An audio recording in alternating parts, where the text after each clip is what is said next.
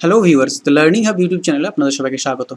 So আজকের Excel টিউটোরিয়ালে আমরা যেটা শিখব, কোনো নাম্বারের আগে এবং পরে যদি কোনো টেক্সট অ্যাড করতে চাই সেটা কীভাবে করব।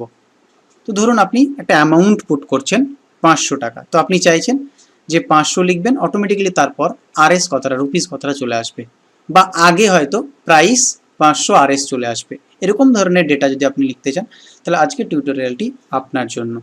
তো দেখুন এখানে অলরেডি আমি একটা ডেটা শিট তৈরি করে রেখেছি, দুটো একটা অ্যামাউন্ট লেখা আছে, দেখুন আলাদা আলাদা করে। যে ইয়েলো কালারের যে কলামটা আমরা করেছি, যেখানে অ্যামাউন্ট পুট করা আছে, এখানে আমি টাইপ করছি 500। দেখুন অটোমেটিক্যালি যেই 500 লিখলাম কি চলে আসলো, প্রাইস 500 আরএস। ঠিক আছে, আমি লিখছি 300, দেখুন অটোমেটিক্যালি চলে আসছে। বাট দেখুন পাশের যে কলামটা আছে সেখানে কিন্তু যখন আমরা কোনো অ্যামাউন্ট পুট করছি, দেখুন নর্মাল 500ই কিন্তু আসছে।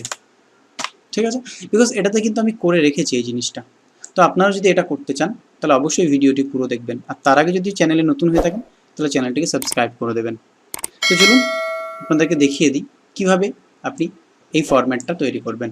ঠিক আছে, তো ফার্স্ট আমরা যেখানে অ্যাপ্লাই করব সেই সেলগুলোকে কিন্তু সিলেক্ট করে নিতে হবে। ঠিক আছে, সিলেক্ট করে নিলাম। দেন আমরা চলে যাব নাম্বারের মধ্যে। ওকে, এখানে গিয়ে দেখুন কাস্টম বলে অপশান দেওয়া আছে, কাস্টমে চলে যান। কাস্টমে গিয়ে জেনারেলটাকে আউট করে দিন। এখানে ডবল ইনভার্টেড কমার মধ্যে আপনি যেটা লিখবেন, আমি লিখছি price, PRIC, price, double inverted comma close, then space দিয়ে আমি একটা হ্যাশ দিয়ে দেবো, আবার স্পেস দিয়ে ডবল ইনভার্টেড কমার মধ্যে লিখে দিচ্ছি RS, দেন ডবল ইনভার্টেড কমাটা ক্লোজ। ওকে, কমপ্লিট। এবার দেখুন এখানে ডেটা পুট করুন, হয়ে গেছে না?